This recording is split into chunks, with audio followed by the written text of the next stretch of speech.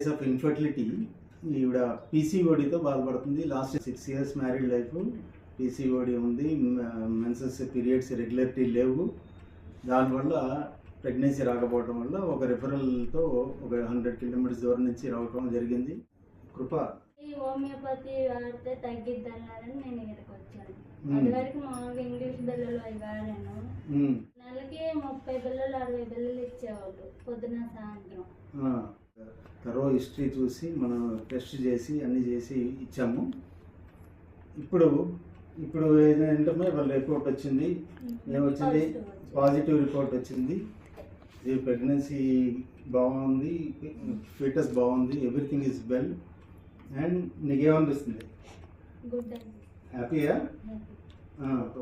ఆ ఇబ్బంది లేకుండా హోమియోపతిలో చాలా సింపుల్గా జరిగింది. మంచిదమ్మా, thank you. This is the case.